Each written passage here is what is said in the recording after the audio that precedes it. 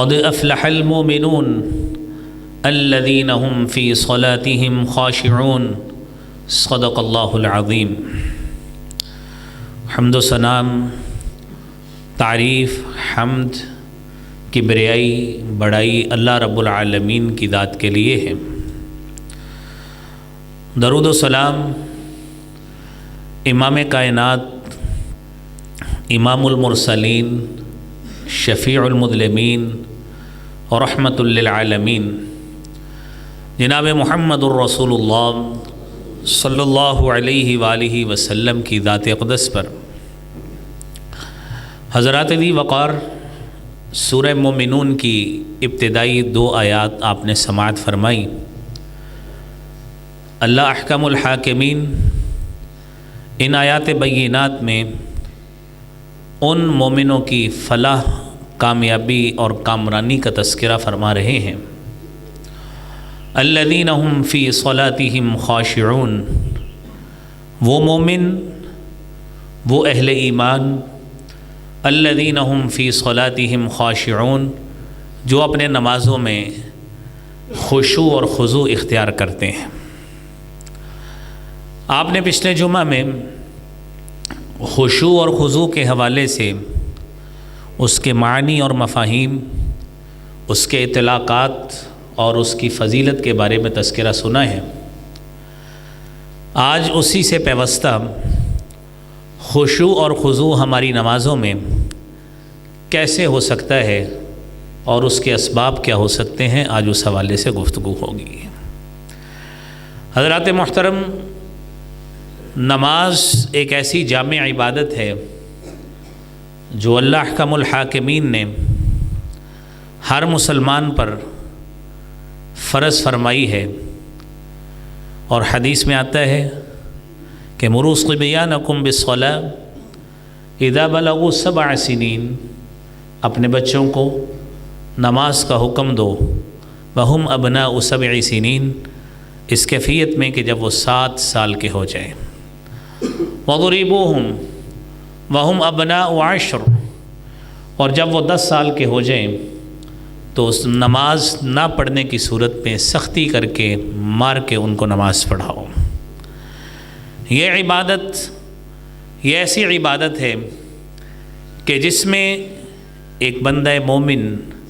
چاہے اس کی عمر تھوڑی ہے یا اس کی عمر زیادہ ہے، اپنے خالق حقیقی سے تعلق قائم کرنے کے لیے، جو منعم حقیقی ہے اور وہ خالق و مالک جو ہمیں ہر انعام سے، ہر نعمت سے نوازنے والا ہے، ہم اس خالق سے ملنے کے لیے، اس رب سے تعلق بنانے کے لیے نماز قائم کرتے ہیں۔ جہاں پہ بندے اور خالق کا تعلق قائم ہونا ہوتا ہے، وہاں پہ شیطان ہر ممکن کوشش کرتا ہے کہ میں اس بندے اور اس خالق کے درمیان حائل ہو کر ان کا تعلق مضبوط نہ ہونے دوں۔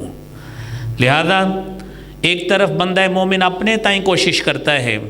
کہ میں اچھی سے اچھی عبادت کر کے اپنے خالق کو پیش کروں، اپنے رب سے مناجات کروں، جبکہ دوسری طرف شیطان کی یہ خواہش اور کوشش ہوتی ہے کہ وہ بندے اور رب کے درمیان اس تعلق کو جتنا ممکن ہو سکتا ہے کاٹے، تعلق کو قطع کرے، اور اس میں جتنی کمی ہو سکتی ہے وہ واقع کرنے کی کوشش کرے۔ اب ایک طرف بندہ مومن خود ہے، دوسری طرف شیطان ہے۔ شیطان نے تو رب کو کہا تھا ثم لآتینہم من بین ایدیہم ومن خلفہم وعن ایمانہم وعن شمائلہم، کہ میں ان مومنوں پر ان کے سامنے سے، ان کے پیچھے سے، ان کے دائیں سے، ان کے بائیں سے، تمام اطراف سے ان پہ حملہ آور ہوں گا۔ وَلَا تَجِدُ أَكْثَرَهُمْ شَاكِرِينَ، اے خالق و مالک، تو ان میں سے اکثر کو اپنا شکر گزار بندہ نہیں پائے گا۔ اب شیطان داؤ لگاتا ہے، مومن نے اس کا مقابلہ کرنا ہے، اور وہ مقابلہ کب ہوگا؟ جب اذان شروع ہوتے ہی، اذان شروع ہوتے ہی بندہ مومن نماز کی تیاری میں لگ جاتا ہے، اور صحیح مسلم کی حدیث ہے 848 نمبر، سیدنا جابر رضی اللہ تعالی عنہ حدیث بیان کرتے ہیں، نبی کریم صلی اللہ علیہ وآلہ وسلم نے فرمایا، اذا سمعتم النداء، جب تم اذان سنو، فقولوا مثل ما یقول المؤذن، تو وہی کلمات کہو جو مؤذن کہتا ہے۔ نبی کریم صلی اللہ علیہ وسلم نے فرمایا، اذان ختم ہو جائے، ثم صلوا علی، پھر مجھ پر تم درود پڑھو، فإنہ من صلی علی صلاة، کیونکہ جو شخص بھی مجھ پہ ایک مرتبہ درود بھیجے گا، صلی اللہ علیہ عشرا، اللہ کریم اس پہ 10 مرتبہ رحمتوں کا نزول فرماتا ہے۔ اور پھر اس کے بعد ثم صلی اللہ لی الوسیلہ، میرے لیے رب تعالیٰ سے وسیلہ کا سوال کرو، فإنہا منزلۃ فی الجنہ، کیونکہ یہ جنت میں ایک ایسا مقام ہے، لا تبتغی الا لعبد من عباد اللہ، جو اللہ کے بندوں میں سے صرف اور صرف اللہ رب العالمین نے، وَأَرْجُو أَنْ أَكُونَ مِنْ، کہ اللہ تعالیٰ نے وہ مقام میرے لیے رکھا ہے۔ رسول اکرم صلی اللہ علیہ وآلہ وسلم نے فرمایا، اذان کا جواب دو، میرے اوپر درود پڑھو، میرے لیے وسیلہ کا سوال کرو، اور پھر فمن سأل لی الوسیلہ، جو شخص میرے لیے رب تعالیٰ سے وسیلے کا سوال کرتا ہے، حلت لہ الشفاعہ، کل قیامت کا روز ہوگا، مجھ محمد صلی اللہ علیہ وسلم کی سفارش اس کے لیے حلال ہو جائے گی۔ لہذا جنت میں داخلے کے لیے اگر سفارش محمدی چاہیے، اگر نبی کریم صلی اللہ علیہ وآلہ وسلم کی سفارش چاہیے، تو اس کی اولین بنیاد یہ ہے کہ جب نماز کی تیاری کرنی ہے، اذان سے ہی اس کی تیاری شروع کر دیجئے۔ اور اذان سے تیاری کا یہ معنی ہے، خاموشی سے اذان کو سن کر جو مؤذن کہتا جاتا ہے، اپنی باتوں میں مگن ہونے کی بجائے، اپنی مصروفیات میں مشغول ہونے کی بجائے اذان کا جواب دیجئے، درود پڑھیے، اور نبی کریم صلی اللہ علیہ وسلم کی سفارش کے مستحق بن جائیے۔ میرے محترم بھائیوں، یہ پہلی بات۔ اذان سننے کے بعد دوسرا اہم کام، بندہ مومن وضو کرتا ہے۔ اور کیسا وضو کرتا ہے؟ نبی کریم صلی اللہ علیہ وآلہ وسلم نے فرمایا، من توضأ، جو شخص وضو کرتا ہے، فأحسن الوضوء، اچھا وضو کرتا ہے، خرجت خطاياه من جسده، اور اتنا اچھے طریقے سے، مسنون طریقے سے، اتنا پیارا اور احسن وضو کرتا ہے، خرجت خطاياه من جسده، اس کے جسم سے خطائیں اللہ ساری کی ساری نکال دیتے ہیں، حتی تخرج من اظفاره، اتنا کامل اور مکمل وضو کرے کہ اس کے ناخنوں سے بھی اللہ خطائیں نکال دیتے ہیں۔ اور جب خطائیں نکل جاتی ہیں، اتنا اچھا وضو کرتا ہے، یہ وہ بہترین بنیاد ہے کہ جس بنیاد پر جب وہ عبادت کرے گا، انشاءاللہ خشوع اور خضوع پر مبنی عبادت اللہ ضرور قبول فرماتے ہیں۔ یہ صحیح مسلم کی 578 نمبر حدیث ہے۔ حضرات دی وقار، عبادت میں خشوع اور خضوع پیدا کرنا، عبادت میں توجہ اور دھیان پیدا کرنا، اور یہ ہر مومن کے لیے، میرے لیے بھی، آپ کے لیے بھی، ہر بندہ مومن کے لیے ضروری ہے۔ میں نے پچھلے جمعے بھی آپ سے ایک بات عرض کی تھی کہ اگر خشوع اور خضوع کے بغیر نماز پڑھی ہے تو اس کا حساب ایسے ہی ہے جس طرح کسی نے ایک بادشاہ کو بے جان مردہ جسم کی لونڈی پیش کر دی، اس کو اس کا کیا فائدہ ملے گا؟ تصور کیجئے کہ جب بندہ مومن خشوع اور خضوع کے بغیر نماز پڑھے گا، اس کی نماز کی اللہ کے ہاں کیا وقت ہوگی۔ تو لہذا عبادت میں توجہ اور دھیان پیدا کرنے کے لیے میرے محترم بھائیوں، یہ باتیں ضروری ہیں کہ ہم ان چیزوں کو سمجھیں بھی۔ اور دوسری حدیث جو صحیح مسلم میں ہی موجود ہے، نبی کریم صلی اللہ علیہ وسلم نے فرمایا کہ بندہ جب وضو شروع کرتا ہے، جب ہاتھ دھوتا ہے، ہاتھوں سے جہاں جہاں پہ ہاتھ نے چھوا ہے اللہ ہاتھوں کی خطائیں معاف کر دیتے ہیں۔ جب بندہ کلی کرتا ہے منہ سے ادا ہونے والی خطائیں اللہ وہ معاف کر دیتے ہیں، آنکھوں سے خطا جو ہوئی ہوتی ہیں اللہ وہ معاف کر دیتے ہیں۔ جب بندہ کامل مکمل وضو کر لیتا ہے بندے کی کیفیت یہ ہوتی ہے حتی یخرج نقیا من الذنوب، بندہ پاک اور صاف ہو کے اللہ رب العالمین کے سامنے کھڑا ہوتا ہے۔ لیکن یہ بات ذہن میں رکھیے، نبی کریم صلی اللہ علیہ وآلہ وسلم نے فرمایا، آپ نے فرمایا اسبغ الوضو، وضو کو کامل اور مکمل کرو، وخلل بین الاصابع، اور انگلیوں کے درمیان خلال کرو۔ اللہ رب العالمین نے ہر انسان کو 20 انگلیاں دی ہیں، 10 ہاتھوں کی انگلیاں ہیں، 10 پاؤں کی انگلیاں ہیں۔ حدیث میں آتا ہے خلل بین الاصابع، اپنی انگلیوں میں خلال کیا کرو، وبالغ فی الاستنشاق، اور ناک میں پانی چڑھانے میں مبالغہ کرو، زیادہ پانی چڑھایا کرو تاکہ ناک کی اچھے طریقے سے صفائی ہو، اچھا کامل اور مکمل وضو کرو۔ اور یاد رکھنا نبی کریم صلی اللہ علیہ وآلہ وسلم نے یہ بھی فرمایا کہ دوران وضو اگر آپ کا کوئی دھونے والا عضو، اگر کوئی آپ کا پارٹ آف باڈی خشک رہ گیا، فرمایا ویل للاعقاب من النار، ہلاکت ہے، تباہی ہے اس حصے کے لیے، جس طرح ایڑیاں اگر خشک رہ گئیں تو ایڑیاں وہ حصہ بھی جہنم کی آگ کا حصہ بنے گا۔ اس لیے میرے بھائیوں، سردیوں بالخصوص بندہ پانی لیتا ہے، اپنے جسم پہ پانی بہانے کی کوشش کرتا ہے، بسا اوقات پانی گزر جاتا ہے، جسم گیلا نہیں ہوتا، وضو کا حصہ گیلا نہیں ہوتا، لہذا مل مل کے دھونا اور صحیح معنوں میں اس کا جسم کو پانی پہنچانا یہ وضو کا حصہ ہے، اور اس کو کرنا چاہیے تاکہ کامل اور مکمل وضو ہو، تاکہ اس بنا پہ کی جانے والی عبادت بھی خشوع اور خضوع پہ مشتمل ہو۔ میرے محترم بھائیوں، کامل وضو کریں گے، مکمل وضو کریں گے۔ میرے نبی کریم صلی اللہ علیہ وآلہ وسلم نے فرمایا ان امتی یأتون یوم القیامہ، میری امت کل قیامت کے روز میرے پاس آئے گی، غرًا محجلین من اثر الوضو، اور ان کے جسم کے وضو والے اعضاء چمک رہے ہوں گے، اور میں اسی چمک کے اعضاء سے ہی انہیں پہچانوں گا۔ میرے نبی کریم صلی اللہ علیہ وآلہ وسلم نے فرمایا فمن استطاع منکم، جو شخص تم میں سے چاہتا ہے اور اس کی خواہش ہے ان یطیل غرتہ فلیفعل، وہ چاہتا ہے میں کوہنیوں تک اپنے بازو دھوتا ہوں، میں چاہتا ہوں میں کل قیامت کے روز اپنے نبی محمد کریم صلی اللہ علیہ وسلم کے سامنے پیش ہوں، تو میں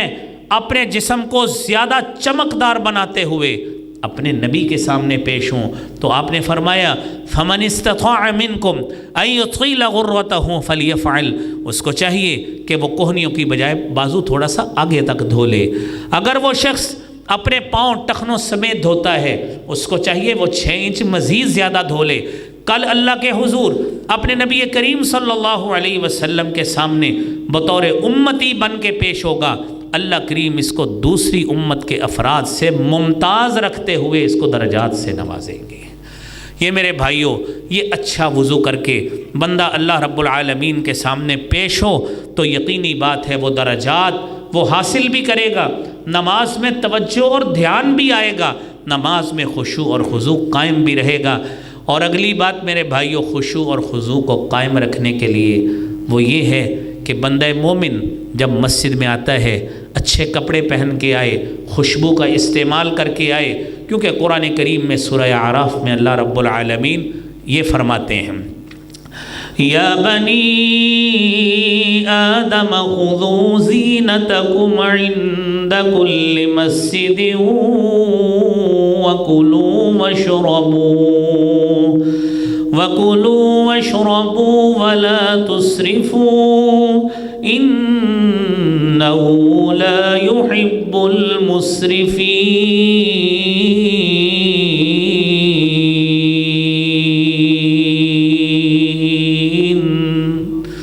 اے بنی آدم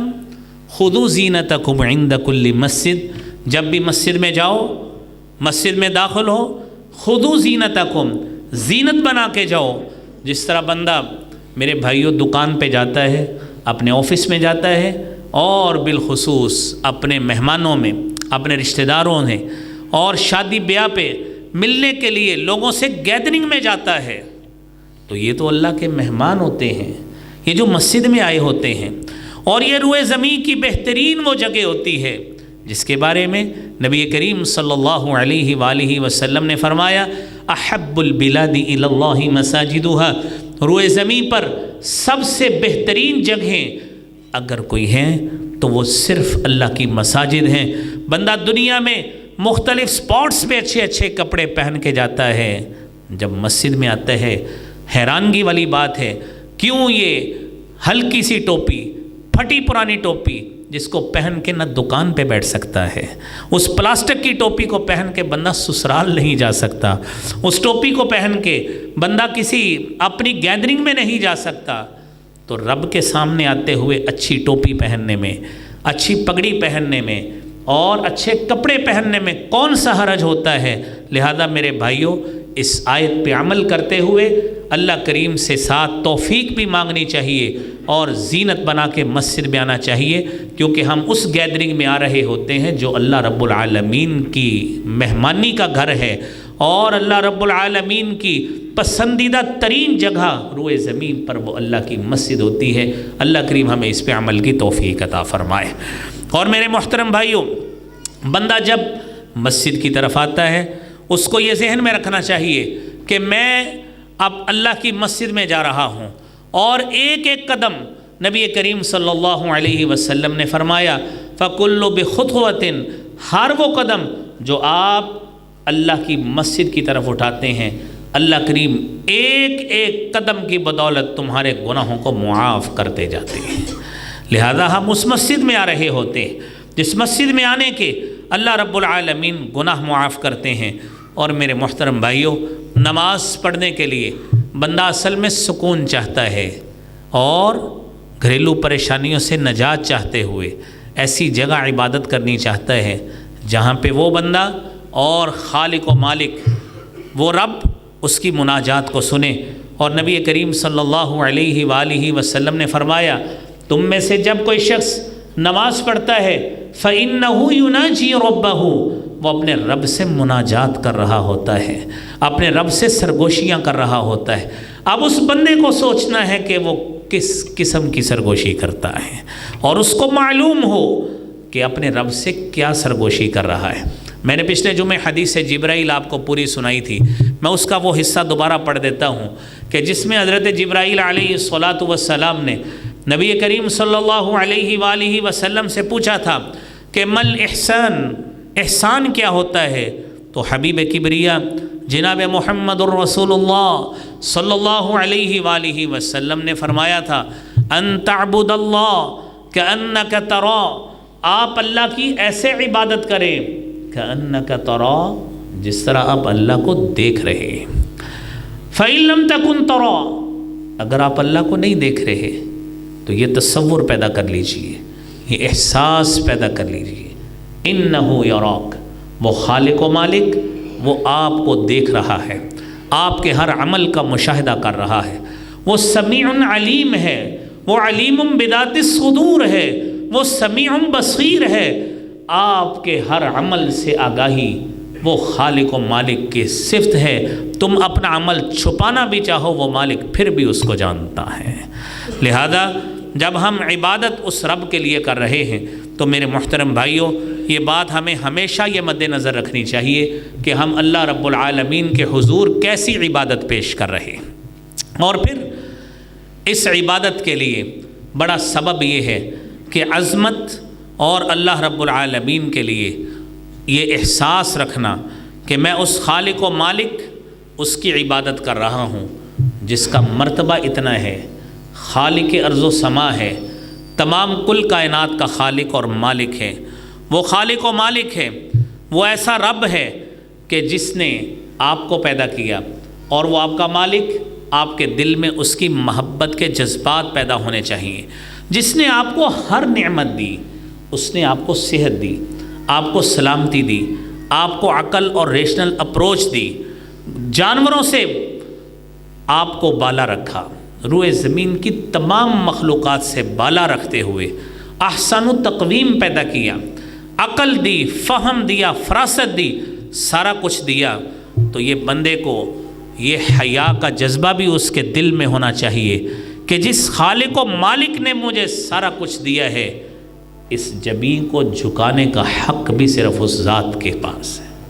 اس کے لیے ہے۔ یہ جبین جھکے گی، یہ پیشانی جھکے گی، یہ وجود یہ جھکے گا صرف اس خالق و مالک کے سامنے۔ اسی لیے قرآن کریم میں اللہ رب العالمین فرماتے ہیں وَأَنَّ الْمَسَاجِدَ لِلَّهِ فَلَا تَدْعُوا مَعَ اللَّهِ أَحَدًا۔ یہ مساجد یہ اللہ رب العالمین کی ہے، یہ سجدہ یہ خالق و مالک کے لیے ہوتا ہے، اس میں رکوع خالق و مالک کے لیے ہوتا ہے، بندہ اپنا وجود جھکاتا ہے صرف اس ذات کے لیے۔ فَلَا تَدْعُوا مَعَ اللَّهِ أَحَدًا، اس خالق و مالک کے ساتھ اس جیسا آپ نے کسی کو نہیں پکارنا۔ خالق و مالک کا حق ہے عبادت، یہ اس کو اس کا حق دیا جائے۔ یہ ہم مومنوں پر، تمام انسانوں پر فرض ہے کہ عبادت صرف اس ذات کی جائے۔ میرے محترم بھائیوں، جب یہ کیفیت ہوگی اور بندے میں یہ احساس ہونا چاہیے کہ میں کس ذات کے سامنے کھڑا ہوں، وہ ذات کی اتنی عظمت ہے، وہ آج دنیا تو کیا کل قیامت کو بھی اللہ رب العالمین کے سامنے ہماری تو کیفیت کیا، انبیاء کی کیفیت کیا، وہاں پہ تو فرشتوں کی کیفیت، نوری مخلوق کی بھی کیسی ہوگی۔ یوم یقوم الروح والملائکۃ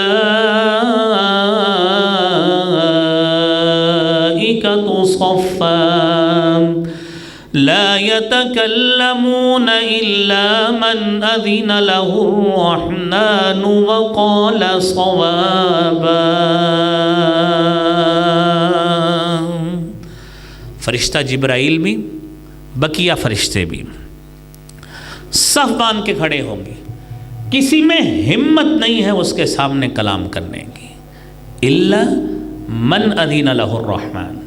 جس کو رحمان اجازت دے گا۔ دنیا میں کم علم کم فہم لوگ دنیا میں ایسی باتیں کر جاتے ہیں، مجھے رب پوچھے گا میں رب کو یہ جواب دوں گا، نعوذ باللہ من ذالک۔ ام المومنین سیدہ عائشہ صدیقہ رضی اللہ تعالی عنہا نبی کریم صلی اللہ علیہ وسلم کے پاس تشریف فرمائے، آپ نے فرمایا عائشہ من نقش فقد ہلک، جس سے اللہ نے یہ پوچھ لیا تو نے یہ عمل کیوں کیا، وہ تباہ و برباد ہو جائے گا، اس سے وہ جواب نہیں دیا جا سکتا۔ کون ہے جو شخص اللہ کے کسی بات کا جواب دے سکتا ہے؟ کسی میں ہمت نہیں ہے، کسی میں اتنی جرت نہیں ہے کہ وہ اپنے رب کے کسی سوال کا جواب دے۔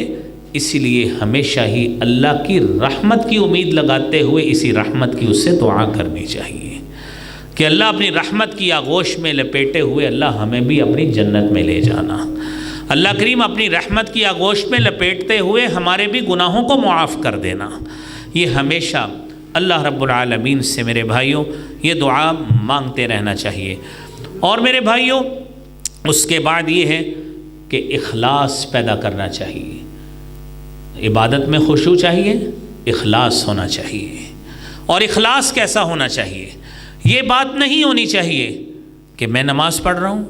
مسجد کا صدر موجود ہے، محلے کا چودھری موجود ہے، وہ فلاں شخص موجود ہے، آج دعا لمبی مانگتے ہیں، آج نماز لمبی پڑھتے ہیں، ان کو پتہ لگے میں کتنا نیک آدمی ہوں۔ میرے محترم بھائیوں، یہ وہ بات ہے جو آپ نے پھر رب کے لیے نہیں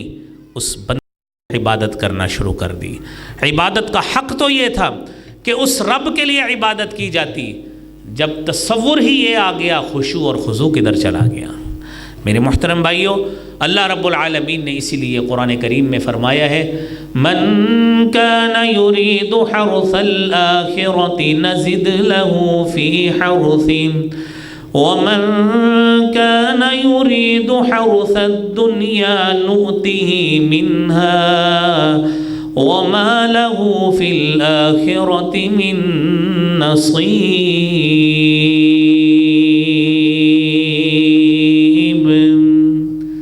جو شخص چاہتا ہے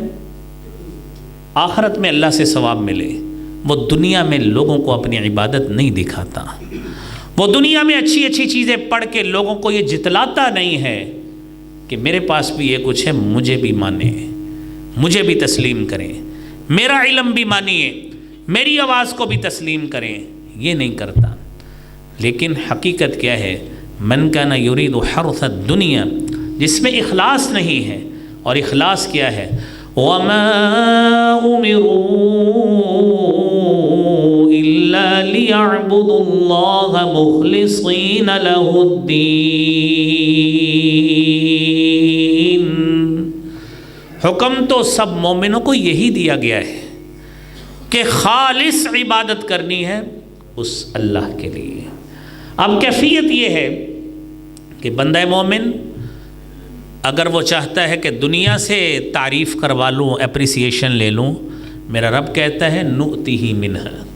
دنیا میں اس کے نعرے لگ جائیں گے، دنیا میں اس کی تعریف ہو جائے گی، لوگ اس کے لیے اچھے کلمات کہہ دیں گے۔ وَمَا لَهُ فِي الْآخِرَةِ مِن نَصِيب، اور کل قیامت کا روز ہوگا، آخرت میں اس کی عبادت کا کوئی حصہ اللہ پاس نہیں کریں گے۔ اللہ کریم ہمیں اس نتیجے سے محفوظ فرمائے۔ اور سیدنا محمود بن لبید رضی اللہ تعالیٰ عنہ حدیث بیان کرتے ہیں،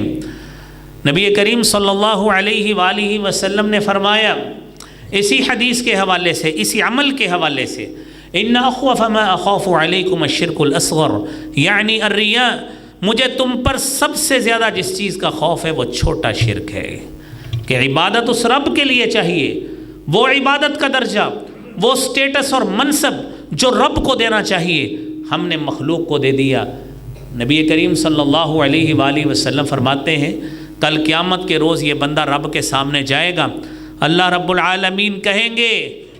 جاؤ ان لوگوں کو ڈھونڈو جن کو تم اپنے اعمال دکھانے کے لیے کرتے تھے، هل تجدون عندهم جزاء، کیا وہ آج اس قابل ہے تمہیں کسی بات کا بدلہ دے سکیں؟ ہرگز نہیں۔ اس لیے اللہ سے خلوص کی ہمیشہ دعا مانگتے رہنا چاہیے۔ اور میرے محترم بھائیوں، تیسری بات یہ ہے کہ ہماری عبادت میں یکسوئی ہونی چاہیے، طمانیت ہونی چاہیے، اور اگر یکسوئی اور طمانیت نہیں ہوگی اور جلدی جلدی فاتحہ بھی، سورت بھی اور سورہ فاتحہ بھی جلدی جلدی پڑھی اور کسی معنی مفہوم کو نہ سمجھا، نہ اس مفہوم کو جانا، پتہ ہی نہیں ہے کیا پڑھا ہے، یہ بھی پتہ نہیں ہے امام نے کیا پڑھا ہے، جب اس بات کا احساس ہی نہیں ہے۔ اب میرے نبی صلی اللہ علیہ وسلم نے فرمایا، مسند احمد کی حدیث ہے، عبداللہ ابن قتادہ رضی اللہ تعالیٰ عنہ حدیث بیان کرتے ہیں، اسوأ الناس سرقۃ، اسوأ الناس سرقۃ، چوروں میں سے بدترین چوری، الذی یسرق من صلاتہ، وہ چور ہے یسرق من صلاتہ، جو شخص اپنی نماز کی چوری کرتا ہے۔ صحابہ کرام نے پوچھا وَكَيْفَ يَسْرِقُ مِن صَلَاتِهِ،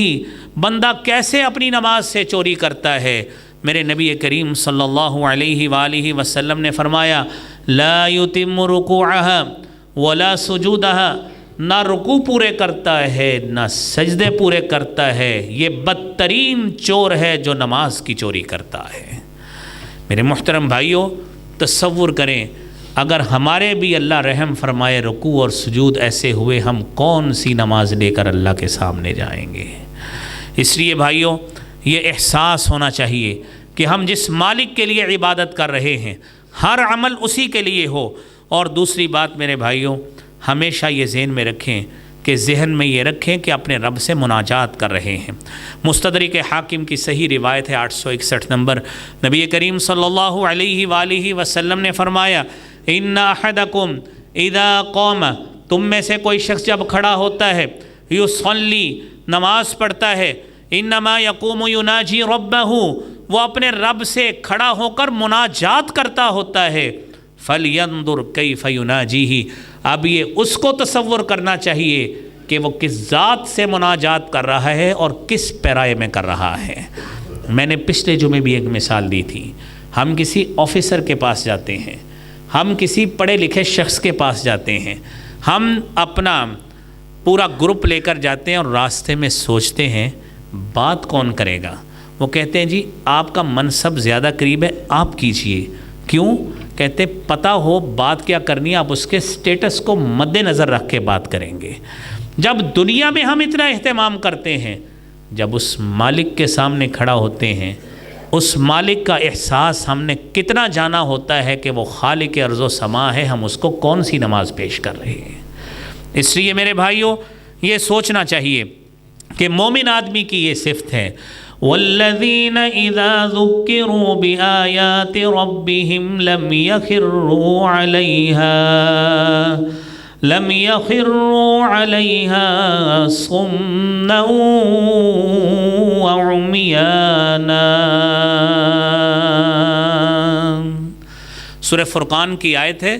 کہ مومن آدمی, عباد الرحمن لوگ جب اللہ کے سامنے کھڑے ہوتے ہیں تو بہرے اور گونگے بن کے کھڑے نہیں ہوتے, بلکہ کیا کرتے ہیں, آیات پہ تفکر کرتے ہیں, غور و فکر کرتے ہیں. جس طرح صحابی رسول نے بتایا, میں اللہ کے رسول صلی اللہ علیہ وآلہ وسلم کے پاس گیا, میں نے دیکھا آپ نماز پڑھ رہے ہیں, وفی صدرہ عزیر کعزیر ذی الرحا, آپ کے سینے سے ایسی آوازیں آ رہی تھی جس طرح چکی کے پارٹ چل رہے ہوں.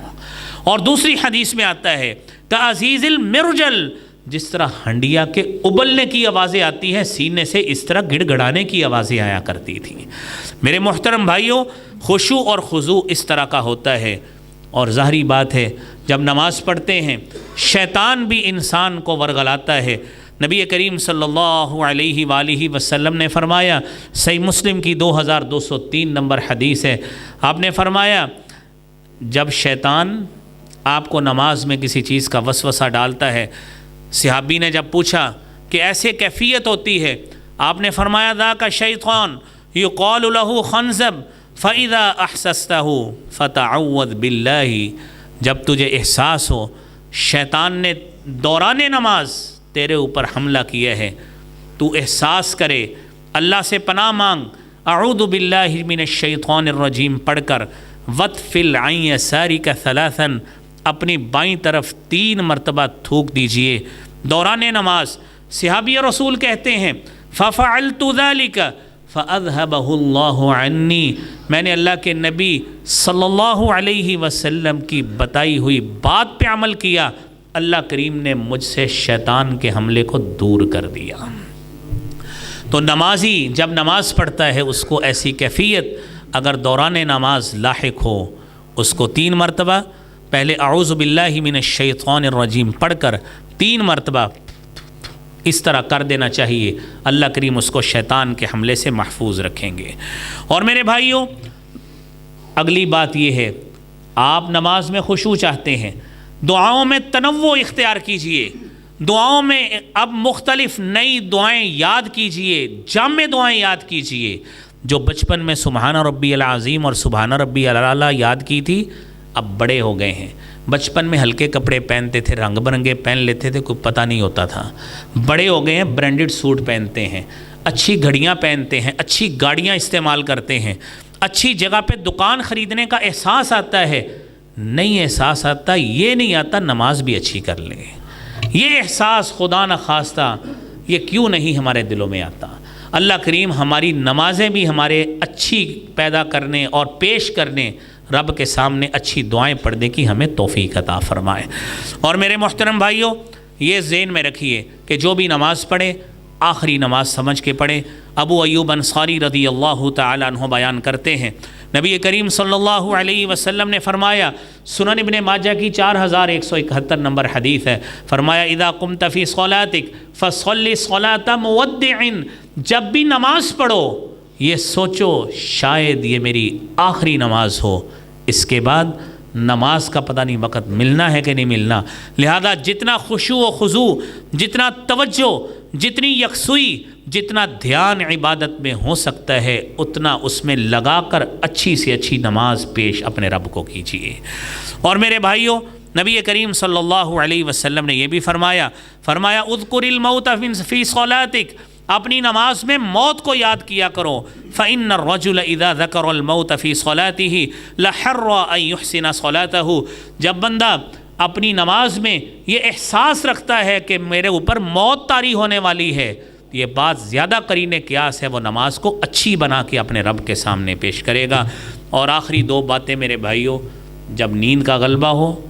جب نیند کا غلبہ ہو اس وقت نماز مت پڑھیے،